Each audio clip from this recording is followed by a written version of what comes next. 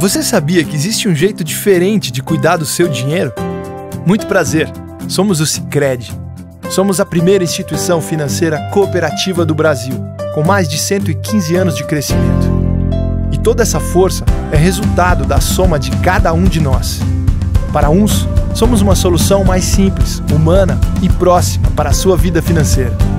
Para outros, somos um parceiro que ajuda a sua empresa, ou ainda que impulsiona o seu agronegócio.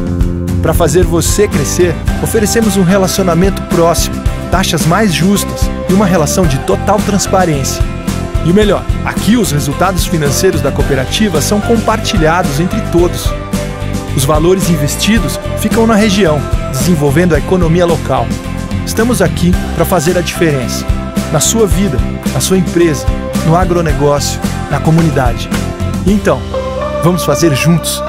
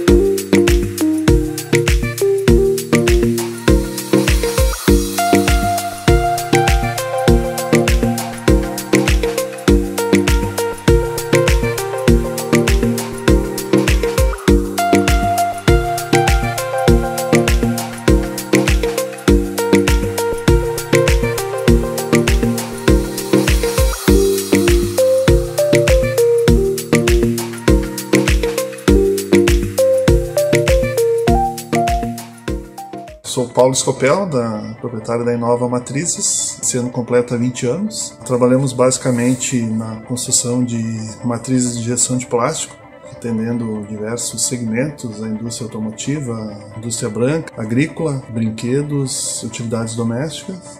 Construção de moldes e matrizes até 15 toneladas, né?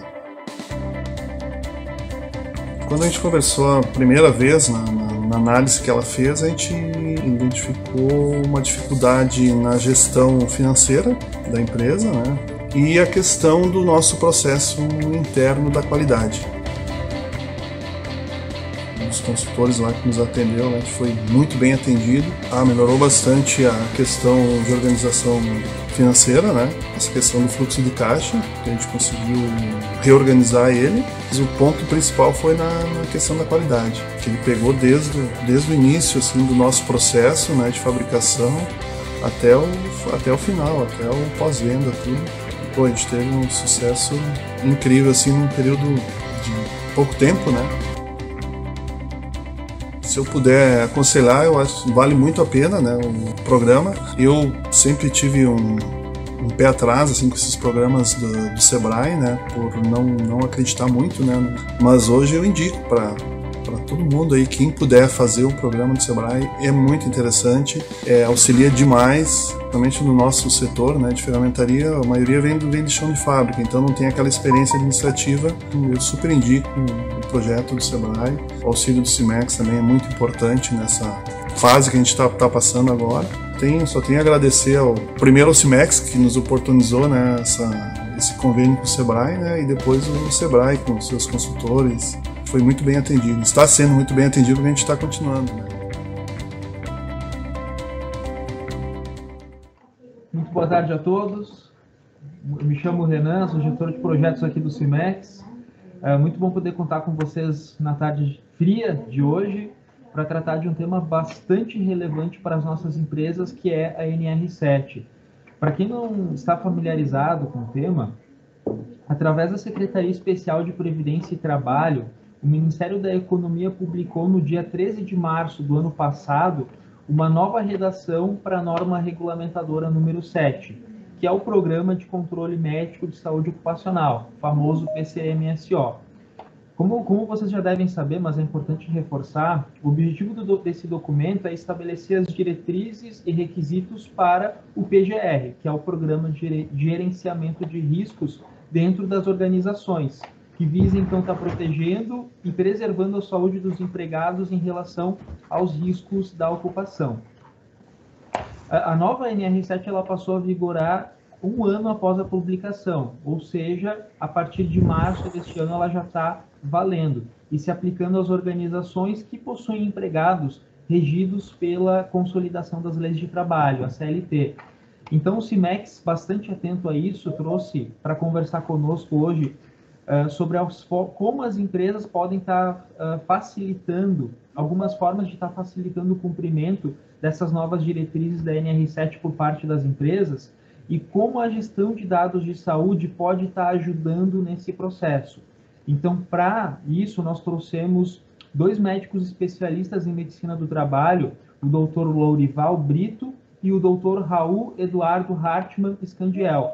Os doutores fazem parte da equipe do Fátima Saúde, que são também o Fátima Saúde, que é um dos principais parceiros aqui do CIMEX.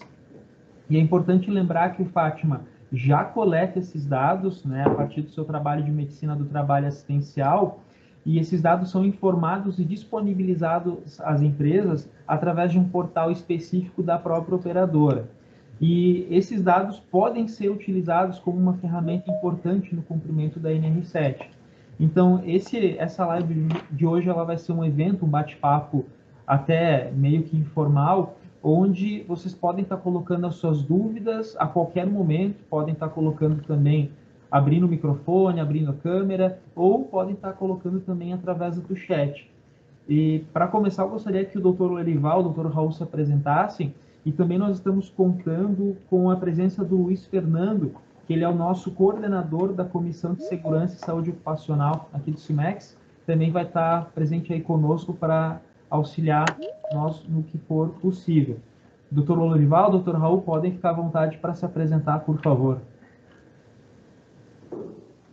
Muito bem, então, eu sou o Dr. Lourival, sou médico do trabalho desde 1994, atuo no Fátima há mais de 15 anos, coordeno a equipe da medicina ocupacional aqui, sou coordenador técnico, e a gente já tem uma experiência bastante grande em empresas de grande porte, de médio porte, e a gente está aqui então para tentar hoje tirar essas dúvidas que o pessoal tem por conta dessa nova legislação. A gente provavelmente vai ter algumas coisas que ainda não estão bem esclarecidas, e se isso acontecer, a gente vai buscar as informações para repassar na sequência. Ao mesmo tempo, eu quero também agradecer o CIMEX pela oportunidade de participar do evento aí e dar parabéns pela organização dessa conversa, que eu acho que vai ser bem produtiva para as empresas. Dr. Raul, pode se apresentar, abrir o microfone, por favor. Boa tarde a todos. Meu nome é Raul Scandiel, também sou especialista em medicina do trabalho desde 95. Já trabalho com o Fátima desde 2008 e também, né, faço minhas as palavras do Lourival. Quero parabenizar o CIMEX, a todos os participantes pelo interesse, né, da gente desenvolver, né, os conhecimentos aí a respeito da nova NR7, né, que é, vamos dizer assim, uma evolução em termos de controle de saúde ocupacional, né, para que a gente consiga, vamos dizer assim, ter pessoas, vamos dizer assim, trabalhando com mais saúde, tendo uma produção melhor, né, que a gente consiga evoluir dessa forma aí, né, vendo a saúde como um investimento e não como um custo. Muito bem, Dr. Raul. Queria já começar, então, com uma pergunta que acredito que é a principal e que todos estão aqui presentes por causa dela. A nova NR7, ela prevê o uso de dados de saúde do trabalhador. Mas para quais ações são previstas esses dados? Como que eles vão ser utilizados? Como que as empresas podem estar fazendo para coletar e arquivar esses dados? para uma posterior fiscalização ou até mesmo para o próprio registro da empresa? Então, na verdade, o que acontece? A nova NR7, ela apenas deixou explicitado essa necessidade, né? Se nós formos ver, nas entrelinhas da antiga NR7 já falava em abordagem epidemiológica dos trabalhadores, né? Mas isso, ao longo do tempo, praticamente todos os PCMSOs que a gente vê por aí, eles negligenciaram essa condição que estava lá nas entrelinhas da NR7. E essa nova NR7, ela deixou explícito que o programa, ele visa a prevenção, a promoção do trabalhador a partir da abordagem epidemiológica. O que é uma abordagem epidemiológica? É eu entender qual é que é a minha população de trabalhadores. O que essa população de trabalhadores tem? Qual é a idade deles? Qual é que é o índice de massa corporal deles? Se essas pessoas são sedentárias, se elas têm doenças crônicas, se elas têm doenças relacionadas ao trabalho. E, a partir disso, eu monto um relatório analítico, que deixou de ser um relatório anual, como a gente tinha, e aí esse relatório analítico vai estudar todos esses dados que a gente coletou e vai tomar algumas ações para que aquela situação do trabalhador que é desfavorável, ela seja corrigida. Então, essa é a importância que esses dados em saúde têm, né? Acho que o Raul pode complementar com mais alguma coisa. Vamos ver se... Eu vou ler uma frase do William Edwards Deming, que diz assim, ó, não se gerencia o que não se mede, não se define o que não se entende, não há sucesso no que não se gerencia. Então, resumindo, a ideia é que a gente consiga fazer uma medição usando indicadores, né, que a gente chamaria assim de hábitos de vida saudáveis, não saudáveis, diagnósticos. No caso da nova NR7 é bem específico o uso da epidemiologia como prevalência e incidência, né, que seria a prevalência das doenças crônicas das pessoas hipertensas, diabéticas e obesas, e a incidência, no caso de doenças agudas em geral, como, por exemplo, Covid, gripe ou algum acidente. Então, a ideia é que se consiga medir para conhecer, né, o tamanho, o impacto, né, dessas condições e aí, então, se propor medidas de gestão para que consiga se controlar, né, muitas vezes até melhorar determinados indicadores conforme a gente no plano de ação determinar. Daqui a 2 anos a gente pretende ter uma redução de 50% da incidência de casos de gripe, né, que está na moda, né, ou coronavírus, por exemplo, como? Usando uma vacina. Claro que isso aí vai ser com 5W, 2H, né, aquela metodologia de plano de ação, vai aplicar, vai revisando indicadores e aplicando também o PDCA, né, para a gente poder medir, corrigir e cada vez, vamos dizer assim, fazer um aprimoramento contínuo das nossas ações e revisões, né, objetivando até algum momento que não seja mais necessário atingirmos a meta, aquilo ali já está resolvido, a gente passa para focar em outra situação que possa merecer, vamos dizer assim, alguma ação. Doutor, aproveitando, estamos falando de estudo epidemiológico, quais que são os principais benefícios que as empresas têm com um estudo desse, tanto para os trabalhadores quanto para as empresas? Então, aqui eu posso mostrar, vou correr o mouse, né, o que seria, vamos dizer assim, alguns dados bem básicos que antigamente estavam no PPRA, no PCMSO, e agora eles vão partir da PGR, né, onde a gente pode determinar por faixa etária, por sexo, como é que é a população que a gente vai estudar e que a gente pretende beneficiar, né? Então, isso aqui é de uma empresa que tem um número razoável aí, né, de pessoas, uma boa distribuição de idade, né? Então, isso aqui é uma boa base que a gente já consegue trabalhar. Aqui eu vou ampliar um pouquinho para vocês verem, como a gente chama hoje de perfil epidemiológico, número de funcionários, quantos têm o diagnóstico de diabetes, quantos não fazem pelo menos 150 minutos de atividade física moderada por semana, quantos fumam, né? Aqui é um pouquinho mais detalhado a questão do sobrepeso, da obesidade, grau 2, já é uma situação que pode levar, né, a hipertensão, a diabetes, infarto, artrose, dores. E uma das maiores causas aí de mortalidade, de morbidade no mundo, que é a hipertensão.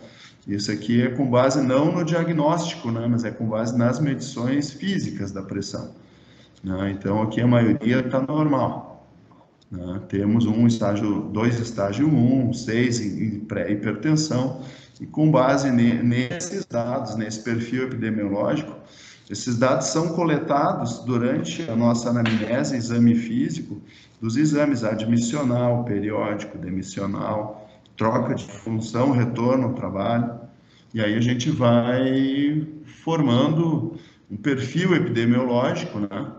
E aqui, por exemplo, assim, uma análise já dos atestados de afastamentos do trabalho por atestado médico. Aqui a gente pode ver o número de funcionários, né, que a gente tem uma determinada empresa com bastante funcionários no setor de peças e oficina, e analisando uma média, então aqui já corrigindo, né, o número, vejam como esse setor aqui ele tem uma média por ano de 23 dias de atestado, uma média que seria, vamos dizer assim, mais razoável desses dois setores, e uma aqui que é explicada porque tem só 2 pessoas, tiveram poucos. E aí, então, a gente começa a analisar, né? Por exemplo, consultou por doença, não foi especificado, foi fazer um exame odontológico, né? A gente vai avaliando, né? Nesse caso aqui, a gente tem muitos CIDs zero, né? Então, a gente não tem o CID para saber qual é a causa de afastamento. Já no setor de peças, a gente já tem como segunda maior causa o J11, que é gripe, muito provavelmente associado ao coronavírus, né? Porque isso aqui é desse período, agora, dos últimos 12 meses. No setor da oficina, aquele que era o campeão de afastamentos, 18% são pelo coronavírus. A segunda e a terceira maior causa, CID0, observação de doença suspeita, tudo isso, muito provavelmente, quase 50% é coronavírus. E aqui a gente tem a quarta causa ali, que é um trauma, né? Aqui, nesse caso, a gente não está avaliando se ele é causado ou está relacionado ou não ao trabalho ou ao trajeto, né? Então, a gente consegue medir, saber, pensar e propor aí planos de ação de controle. Essa aí é uma grande vantagem do estudo epidemiológico, que passa a ser, então, obrigatória quando a nova MR7. Eu vou encerrar a apresentação aqui, vou deixar o doutor Orival falar. Só para corroborar o que o Raul está apresentando, as empresas que estão nos assistindo nesse momento vão dizer assim, mais uma coisa para nós nos preocuparmos, mais um índice para a gente se preocupar. Acontece que hoje as empresas, eu sei que elas estão muito envolvidas com gestão dentro do seu próprio negócio, né? E agora aparece uma gestão de saúde, né, que é o que está aparecendo dentro do PCMSO, uma gestão de saúde e segurança do trabalho. Claro que, na medida em que a empresa, por exemplo, tem alguém que atenda isso para ela, vai fazer essa gestão. Ela precisa estar integrada, a empresa precisa estar alinhada com essa empresa que vai fazer o PCMSO, para que esses dados venham para nós.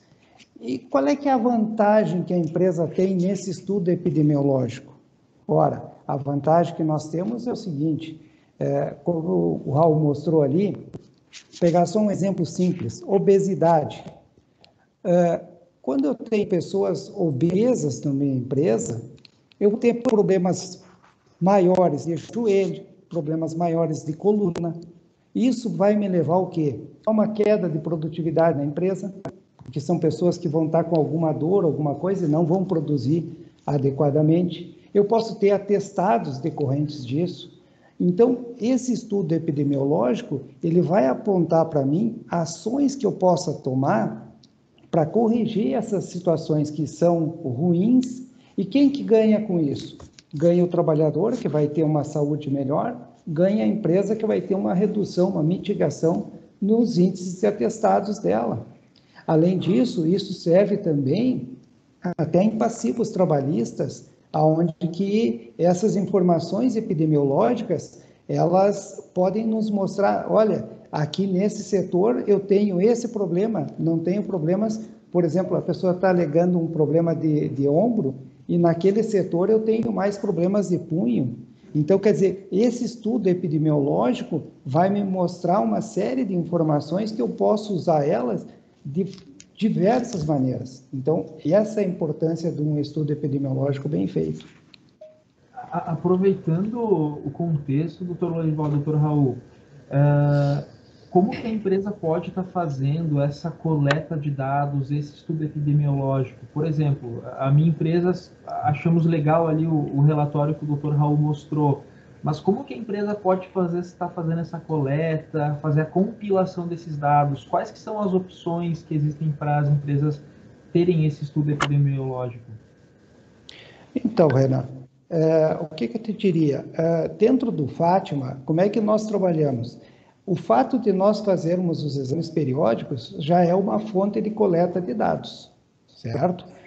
Como tu mencionaste no início, o Fátima também faz ações dentro das empresas para fazer para reunir esses dados, essas informações, né? Dentro do próprio Fátima, mesmo aquele trabalhador que ele tem o plano de saúde, que ele vai consultar na assistencial, essas informações elas estão integradas dentro do nosso sistema. Então, assim, são diversas fontes que a gente tem de acesso às informações. O que daqui um pouco vai nos faltar? Vai nos faltar aquela informação do atestado que o trabalhador foi consultar numa rede externa e que a gente não tem dentro do Fátima. Então, quando ele apresentar esse atestado para a empresa, a gente vai solicitar para que a empresa nos mande um relatório, ou se ela é usuária do Life, ela pode alimentar o Life com esse atestado para a gente ter isso. Então, essas são as fontes que a gente tem de captura desses dados para a gente poder compor esse questionário, esses gráficos que o Dr. Raul mostrou. Bom, além de todo, vamos dizer assim, esse processo, esse software, essa expertise que a gente está desenvolvendo, oferecendo, né, é uma questão de integração. A proposta Life significa linha integrada Fátima Empresa. Então, assim, o atendimento assistencial, o atendimento ocupacional, aquele contato, aquela questão, olha, vou ligar, vou mandar um WhatsApp, vou mandar e-mail, infelizmente ou felizmente, as necessidades, vamos dizer assim, de fiscalizações, né? Eventualmente alguma notificação, alguma pessoa, né? Não vou falar num absenteísmo, que eram os dados que eu mostrei, né? Vou citar, por exemplo, um caso de presenteísmo, né? Que é a situação da pessoa estar presente no trabalho, por exemplo, né? Mas sem conseguir ter a produção, né? Tem até uma analogia do lenhador que se esforça mais do que o outro lenhador que se esforça menos e é que o machado dele não está bem afiado, né? Um exemplo, uma situação que envolve um trabalho administrativo com metas, né? Se pensava que o funcionário, no caso, não estava conseguindo atingir as metas porque ele estava dormindo mal, porque ele tinha tido o primeiro filho, a esposa dele tinha tido filho e tal. Então, todo mundo pensava, não, mas o que nós vamos fazer? Vamos dar 15 dias, mandar para o INSS? Mas não está doente, não está incapaz, não vai resolver o problema. E aí, durante a avaliação, e aí não é o caso epidemiológico, como ali o doutor falou, a gente está propondo o controle de populações, medidas de ação. A gente não pode esquecer que a população é composta por indivíduos. E esse indivíduo, no caso, a solução, a produtividade dele demorou, mas voltou ao normal, quando se fez um diagnóstico de um hipotireoidismo, doença na tireoide, que ele estava ganhando peso, ele estava meio depressivo, meio adinâmico, né? Todo mundo achava que ele não estava dormindo bem por causa do filho, mas na realidade ele tinha um problema clínico, individual, né? Que quando diagnosticado e tratado adequadamente, levou algumas semanas até compensar, né? Mas ele voltou, né, à produtividade normal, esperada, né? Inclusive uma sensação de satisfação, né? Ele pôde verbalizar isso para mim, dizendo, graças a Deus descobriram a minha doença, melhorei no trabalho, melhorei tudo, melhorei como pai, como cidadão, enfim, porque ele realmente estava doente, né? Então isso aí também é um fator até, vamos dizer assim, uma vantagem muito, vamos dizer assim, escondida, mas seria assim a capacidade da empresa reter aquele bom profissional que vai se sentir, vamos dizer assim, agradecido, bem cuidado, né? Ele vai se sentir, não vai querer sair dessa empresa por uma outra, né? Uma proposta, por exemplo, talvez um pouco mais vantajosa financeiramente. Ele vai dizer, não, mas aqui eu tenho uma boa condição de trabalho, que o pessoal se preocupa, se cuida, me ajudou naquele momento, né? Enfim, então a retenção do bom profissional acaba sendo um dos reflexos também ali da gente conseguir fazer uma boa gestão de saúde, né? Nós temos o Luiz Fernando está com a mão levantada. Luiz, pode abrir a câmera, ligar o microfone, por favor? Pode ficar à vontade. Tá, ok. Bom, boa tarde a todos aí. Parabenizar o CIMEX e a participação do Dr. Raul, Dr. Lorival em esclarecer essas questões do impacto que tem a nova NR7 no contexto atual. Uma das coisas que a gente observa é a abordagem epidemiológica que vocês referiram que tem nessa nova NR7. Eu perguntaria assim, comparado com aquele relatório anual que tinha na NR7 antiga, o que vocês entendem como um avanço que de fato ocorreu, que indicadores de incidência e de prevalência pode ajudar em tomadas de decisões? E eu aproveito também para perguntar se vocês não sentiram falta nessa NR7 nova de sair da abordagem reativa, que a epidemiologia nos remete a isso, já com a patologia manifestada, e voltar para alinhamentos de programas de prevenção na parte preventiva dentro das empresas.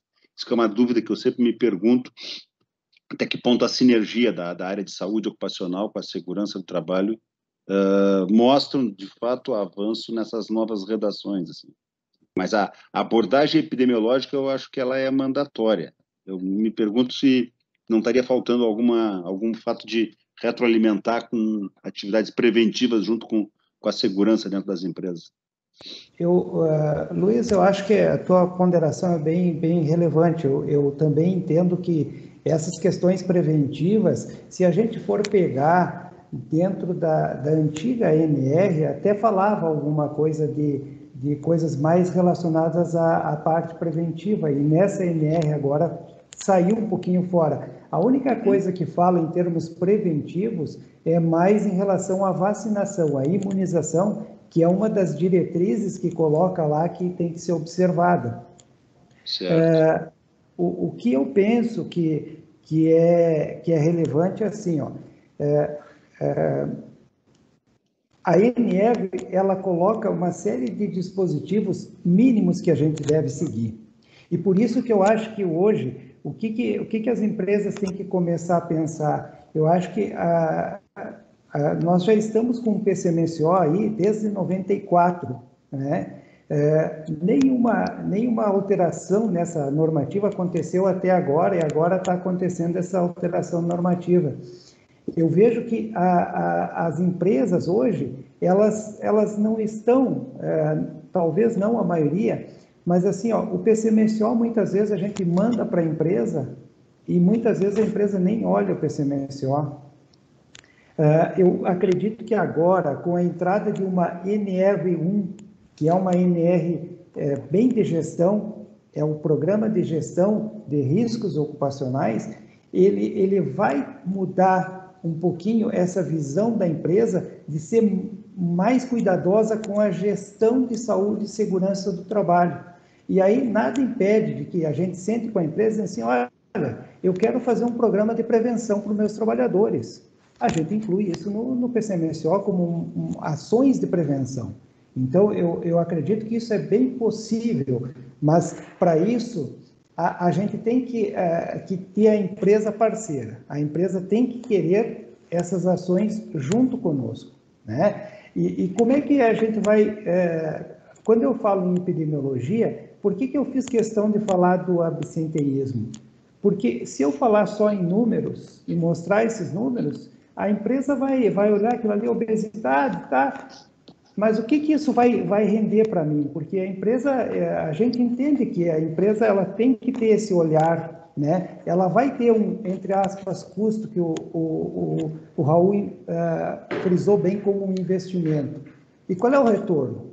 Então, quer dizer, eu acho que é o momento das empresas começarem a refletir um pouquinho mais sobre isso, e isso é uma construção a muitas mãos. Eu acho que a gente tem que partir daquele pressuposto que o PCMSO é só do Fátima, que vai lá e entrega para a empresa. Não, o PCMSO é de todos nós, a empresa é parte disso e a parte que tem que estar bem envolvida com isso. Eu acho que essa nova NR aí, ela vai muito para esse lado aí. Acredito que, não sei se o Dr. Raul tem alguma coisa para complementar. Sim, tenho certeza. Tenho para complementar isso aí. Eu queria agradecer ao Luiz pela visão preventiva, né? Porque realmente é o que a gente procura fazer.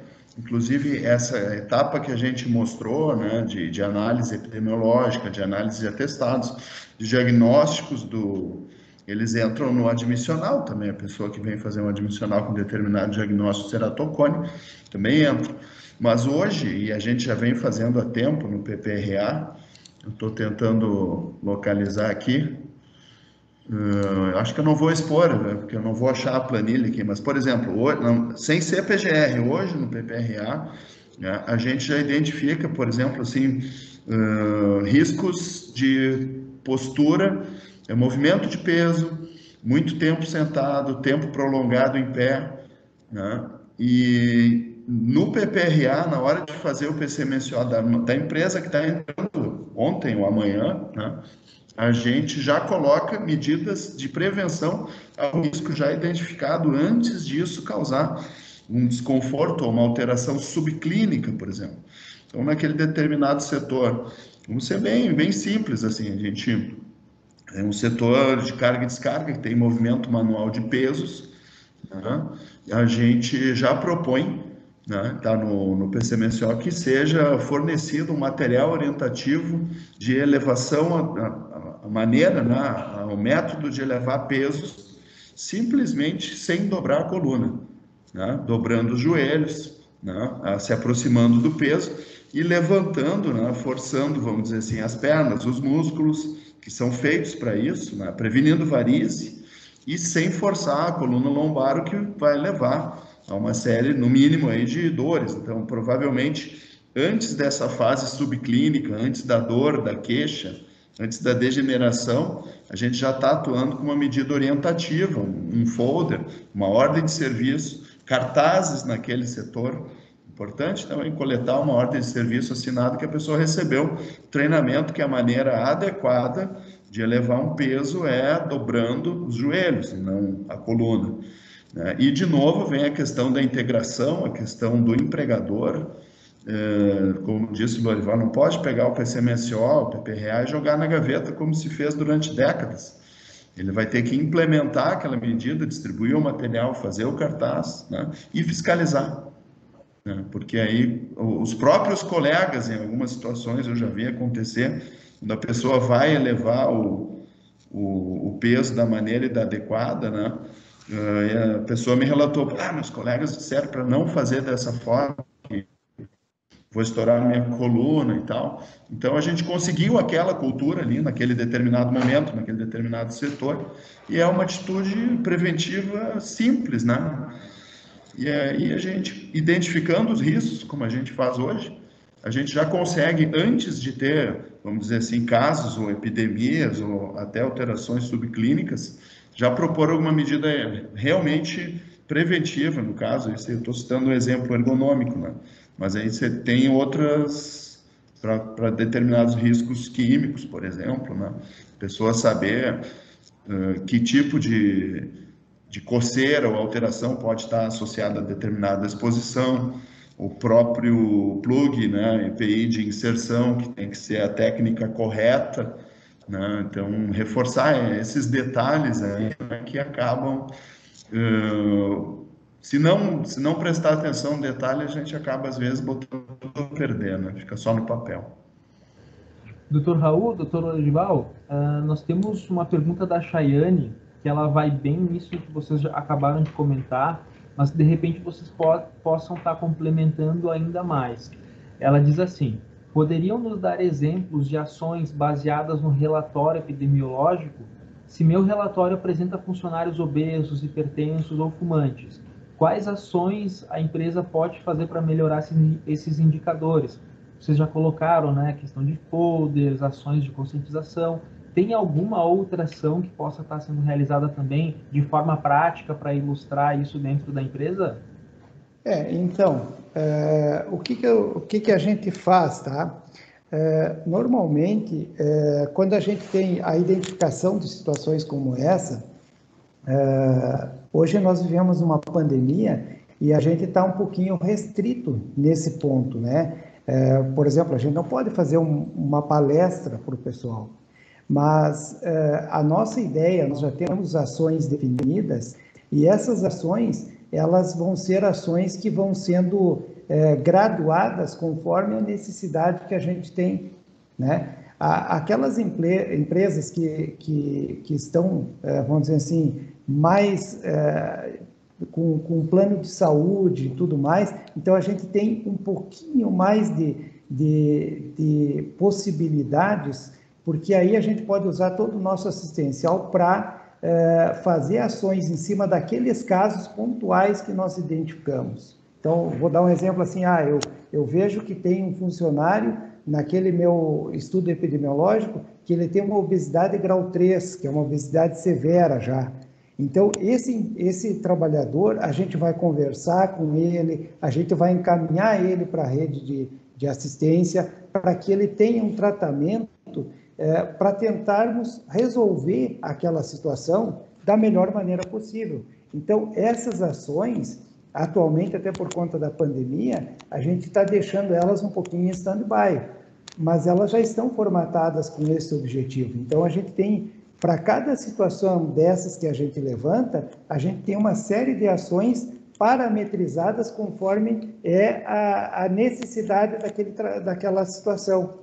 Então, a gente citar essas ações aqui, ficaria muito longo, acho que o processo aqui não seria o caso, mas a gente se coloca inteiramente à disposição da pessoa que nos perguntou, a Chayane, para apresentar para ela, diretamente para ela, tudo aquilo que a gente tem de trabalhos, de ações que a gente pode ir nessa linha para buscar isso aí.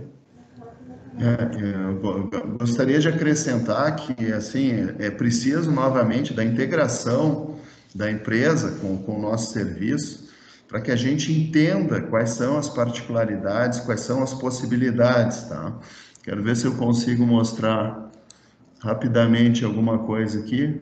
Então, tem algumas sessões, alongamentos, envasamento, realizar ações de PPR, né? A questão do que seria o gatilho, né? Que nós vamos fazer para uma determinada empresa, muitos atestados do CDF, são queixas psicossociais, vamos fazer encaminhamentos, fazer orientações, né? Então, por exemplo, a gente fica muito amarrado do ponto de vista dois problemas, vamos dizer assim.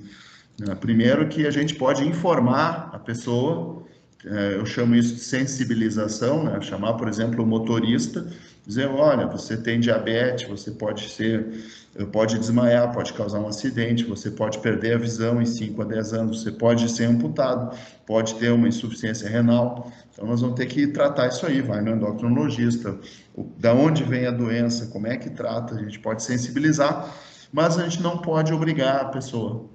Então, vai depender muito da pessoa também, né? Se ela vai aceitar e se vai, infelizmente, quer dizer, felizmente, uma minoria contesta, né? Dizer, mas eu nunca infartei. Eu digo, bom, quando infartar, vai ser triste, né? Então, a gente precisa conhecer os dados e ter essa integração com a empresa e tomar algumas ações. O problema é a hipertensão, né? A média, vamos dizer assim, se espera uma prevalência de 30% de hipertensos em determinada idade, determinado sexo na população da Serra, e essa empresa está com uma prevalência aí de 60%, é o dobro. Qual é a meta? A meta é baixar a prevalência da hipertensão em até 2 anos, né? Vamos dizer assim, ou os níveis de pressão alterados. Como é que nós vamos fazer isso? Vamos tentar atacar a obesidade. A empresa tem refeitório. Bom, vamos ver qual é que é a possibilidade, então, de oferecer, além da dieta comum para determinadas pessoas que a gente conseguir evoluir, vamos desenhar como é que vai ser isso aí, dieta hipocalórica, dieta hipossódica, dieta para diabéticos, dieta para celíacos, convênios com academia, grupo de corrida, avaliação cardiologista. E sempre lembrar, isso aí é epidemiologia, isso aí é para todo mundo, isso aí a gente, a princípio, não vai mandar os nomes dos obesos mórbidos para o RH da empresa, apesar da empresa muito provavelmente já saber, né? Mas aí um obeso grau 3, ele vai ter uma necessidade de uma ação individualizada, onde ele vai ser avaliado por uma equipe multidisciplinar e ver a indicação, as vantagens e a possibilidade. E se ele tiver o desejo, né, que ele não pode ser obrigado, talvez fazer uma cirurgia bariátrica e consertar isso tudo, né? Mas aí é uma coisa que depende dele. Já epidemiologicamente é mais fácil da gente conseguir fazer orientações e disponibilizar. Isso eu estou falando de hipertensão e diabetes, hipertensão e sobrepeso, né? A gente tem que ver cada empresa, o cenário, evoluir. A queixa psicossocial, por exemplo, né? Porque como é que nós vamos fazer? A gente está numa pandemia, né? Muitas incertezas, o século XXI tem tido muitas mudanças, as pessoas ficam com um nível de ansiedade, pode não ser doença, mas mais elevado, eles começam a pensar que estão doentes, daqui a pouco não estão, e alguns efetivamente vão ter doença depressiva, e a gente pode apoiar, orientar esse tratamento, de modo que consiga controlar, né, o absenteísmo, o presenteísmo, e que essas pessoas consigam superar isso aí e trabalhar, né, normalmente, sem... Claro que a gente não faz milagre, né? A gente usa a medicina. Temos mais uma pergunta do Silvio. Ele diz assim: boa tarde. Com a previsão de entrada do PGR para agosto, como os senhores entendem que evoluirá a integração entre NR9 e NR7? Peço isso pois vemos em várias empresas documentos que não se comunicam, e isso é um problema grave na gestão de segurança de trabalho nas empresas. Silvio, assim, realmente problemas de comunicação ocorrem entre os diversos entes, e esse é um grande problema que se tem realmente, né? E esses documentos, por mais que se cuide, muitas vezes eles não se comunicam.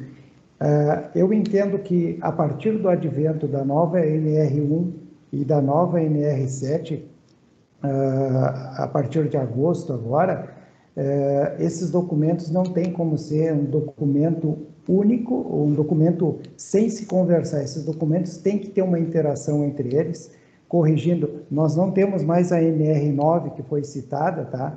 A NR9 ela existe, mas o PPRA, que era o programa definido pela NR9, ele não existe mais. A NR9 é uma norma de avaliação de riscos, tá?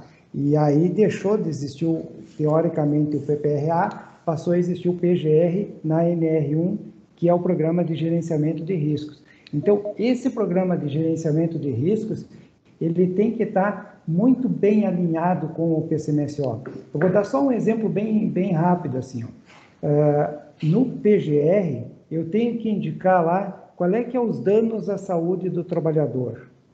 Na NR7, eu também tenho que indicar qual é que são os danos à saúde do trabalhador. Então, assim, existem outros vários pontos que são pontos de integração. Além do que, existem alguns exames que a gente faz, exames químicos, que houve uma mudança total na tabela de exames químicos. Então, esses exames, eles toda vez que der alguma alteração nesses exames, eu tenho por obrigação comunicar ao setor de engenharia. Por quê? Porque o sistema, enquanto o PCMSO é um programa de controle médico de saúde ocupacional, a nova legislação que vai seguir a segurança é um PGR, é um programa de gestão de riscos. E se eu tenho alguma coisa alterada, o pessoal da segurança, eles vão ter que rodar o PDCA deles, o planejamento, o fazer, o checar e o avaliar, vão ter que rodar um PDCA nesse exame alterado para entender por que ele saiu alterado.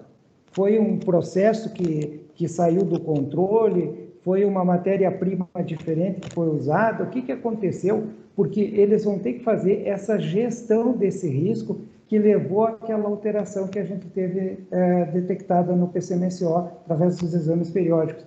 Então, quer dizer, essa integração do PCMSO com a nova regulamentação do Programa de Gestão de Riscos, ela é fundamental. Se ela não acontecer, vão haver vários problemas e o PGR vai ser um PGR sem função nenhuma. Se me permite acrescentar um pequeno lembrete que a gente está no século XXI, né? Então, assim, a tecnologia evoluiu, a informática evoluiu, né? A Receita Federal é um exemplo de refinamento, de busca, como é que eu vou dizer, cruzamento de informações. A gente tem o e-social, né? Temos fiscalizações, como é que eu vou dizer assim, remotas, né? Temos o maior banco de dados da América do Sul, aí, pelo menos, que é o da DataPrev, do INSS, né? Temos transformações de espécies previdenciária e acidentária, e o FAT, né? Então, essa questão da integração da informação, né, do que era PPRA, que vai ser PGR e PCMSO, a questão da investigação da causa, a questão vamos dizer assim, definição do nexo, das condutas que devem ser tomadas quando uma determinada doença é comprovadamente ocupacional, né?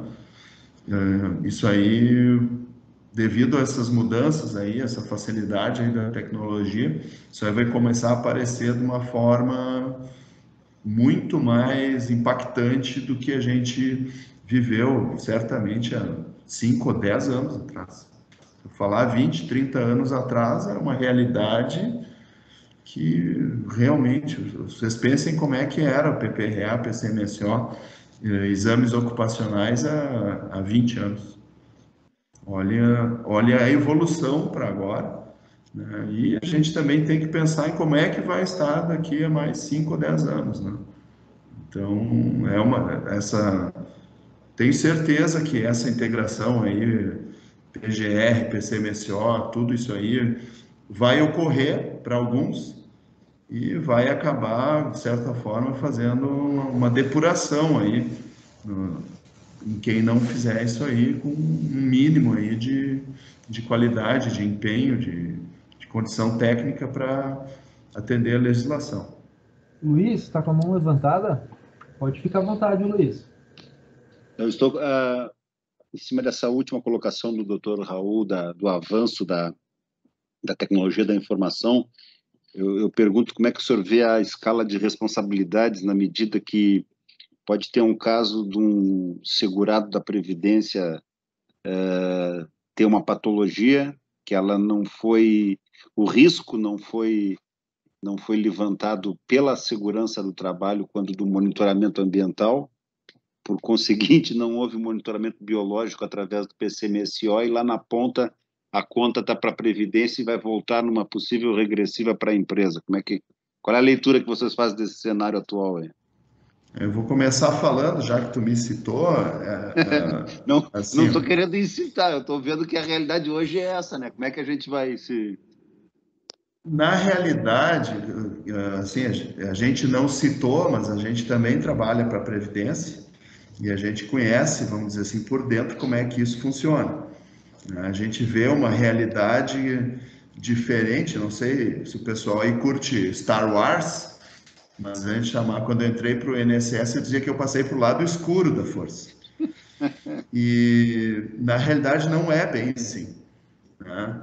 E a gente vê, vamos dizer assim, uma realidade, né, o que se poderia chamar de dumping social, onde a gente vê uma empresa que é negligente no controle da saúde, no controle mínimo de um risco, por exemplo, químico, por via respiratória. A pessoa não gastou 4 mil no exaustor, preferiu gastar 400 mil no Land Rover.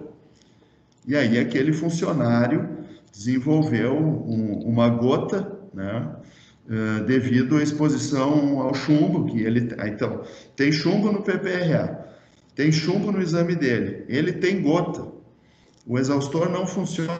Quando ele vai para o INSS, ele ganhou o nexo profissional. Nesse caso, que eu vou te dizer que eu conheço, nem houve regressiva.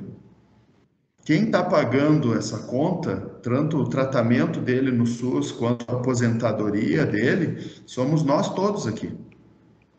Então, do ponto de vista, até pensando no FAP, que a empresa investe, faz aquele mínimo e consegue reduzir o FAP, é um bem para a sociedade inteira, é uma situação de evolução, é como a gente imagina que devem ser os países evoluídos, né? E aqui, né, o que a gente tem visto, quando isso aí, vamos dizer assim, aparece, né, nos bancos de dados, e a tendência com a tecnologia, isso é aparecer de uma maneira mais refinada, a gente vê que ocorrem essas grandes regressivas contra a empresa, porque num ano mandou 100 funcionários pelo mesmo CID, todos tiveram 91, todos estão afastados, tem um custo para o SUS, para o INSS, para a sociedade.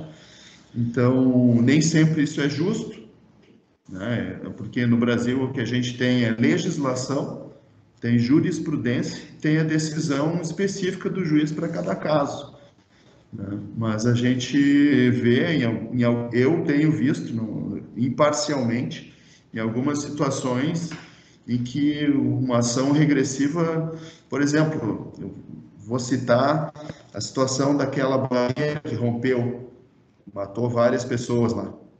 Brumadinho. Qual é o estado? Não me lembro, eu não vou citar, eu não me lembro qual é o estado, não me lembro qual é a empreiteira. Era uma barragem, né, que causou mortes e danos à natureza.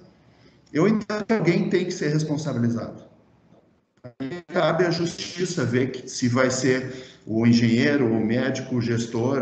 Como cidadão, me incomoda muito a questão de toda a impunidade que a gente vê no país em relação ao crime, trânsito e também essa parte trabalhista aí, né? Me desculpem aí, mas eu acho que em alguns casos cabe e deve ser feita a trabalhista, e cabe a gente que está, vamos dizer assim, no lado bom, não é o lado escuro, não é o lado da luz, da força. A gente quer fazer o nosso trabalho com competência, sem prejudicar ninguém, da melhor forma possível, sem responsabilidades, com responsabilidade, mas sem ser responsabilizado por danos, né? Sem imperícia, sem imprudência, sem negligência. A gente toma muito cuidado, todo mundo tem medo de passivos hoje em dia. Isso aí só reforça o que eu falei, a tendência disso aí hoje é evoluir para um refinamento maior ainda, e ainda provavelmente nós vamos ter que dar muito mais atenção para isso. Não sei, Lorival tem... Doutor Lorival? Bem, o que eu...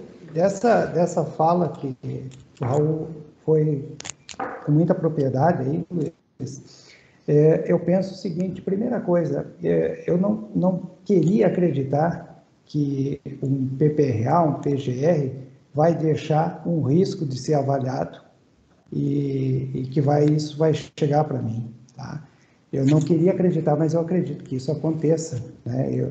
A gente sabe que existem maus profissionais em todos os segmentos.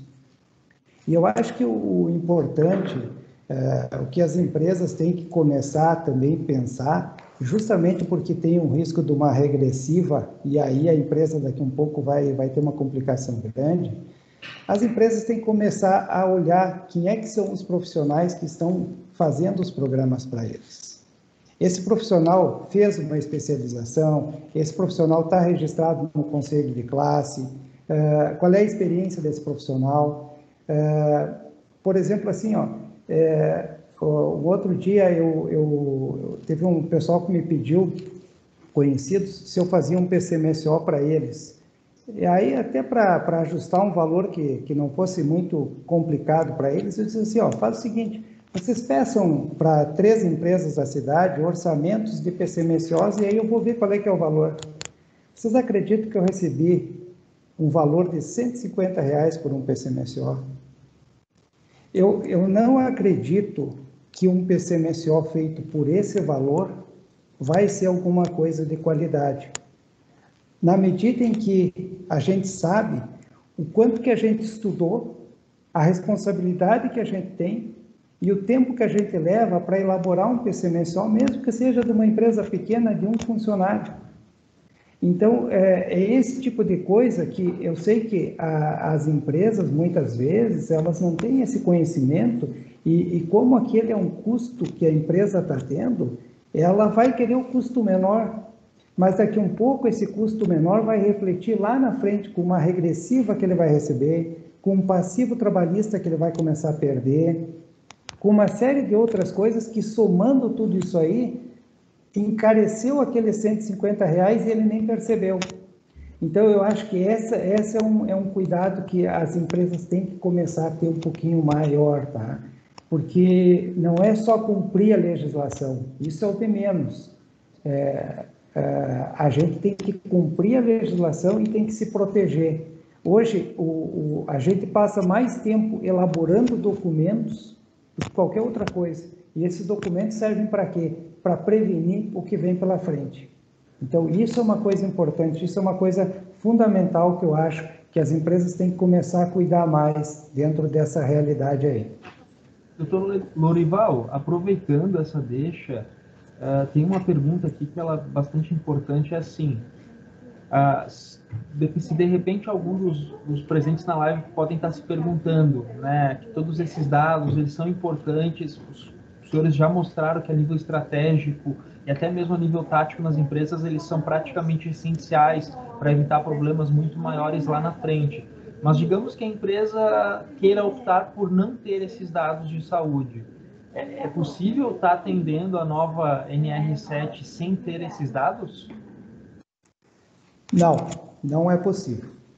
Porque nós precisamos fazer o levantamento epidemiológico. Isso é uma das diretrizes da NR7. E diretriz é uma coisa que ou tu atende ou tu atende, né?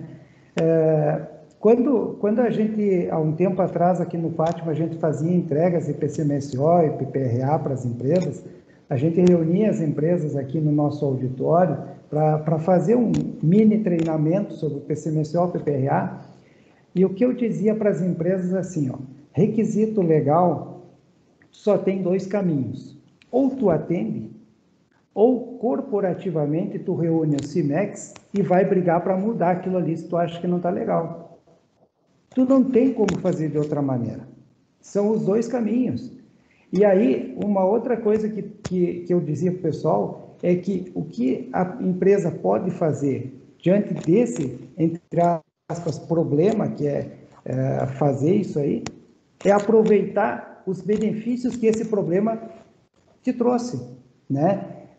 Fazer do limão a limonada, como se diz por aí, né? Ou seja, se eu tenho que fazer os dados epidemiológicos, eu vou usar isso para quê? Para reduzir o absenteísmo, para uma série de ações para melhorar o meu trabalhador e fazer com que ele seja mais produtivo para mim. Então, eu vejo que hoje não tem muito que a empresa discutir essas situações, né? Ela vai ter que fazer essas análises epidemiológicas, né? E vai ter que ter essa informação, porque senão a gente não tem como montar esse relatório analítico, não tem como cumprir uma das diretrizes do PCMSO. Dr. Raul, quer fazer algum complemento?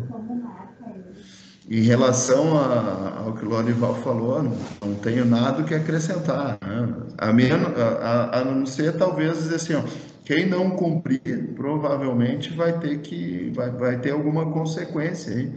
E a gente vê, vamos dizer assim, no nosso métier, né, no nosso tipo de atividade, que a gente também é uma empresa, a gente também trabalha, também, enfim, sabe como é que é ser empresário. A gente vê que parece, aparentemente, que os aventureiros do mercado aí não vão ter, vamos dizer assim, uma longevidade aí, né? Isso aí vai acabar, né? E as empresas que optarem por isso, né, como ele falou, assim, é inadmissível que um risco não venha a ser identificado, como talvez tenha acontecido algum tempo atrás. Não coloca determinado risco, paga para não se incomodar, a insalubridade. Isso aí já passou há 10 anos e, enfim. É o barato que sai caro, né, doutor? Certamente. Bom, estamos chegando no final da nossa live, o tempo aqui já está batendo. Alguém tem alguma última dúvida, alguma colocação que queira estar colocando? Até vou pedir para os doutores, se quiserem colocar aqui no chat, como que as empresas que estão aqui conosco hoje, se eles quiserem ter mais informações, qual que é o caminho, como que eles entram em contato com vocês aí no Fátima, como que funciona essa parte de suporte do Fátima, como que as empresas podem estar contatando vocês? Mas a gente tem um departamento comercial, a gente tem gestor de contas, a gente tem setor de recepção para agendamento e tal.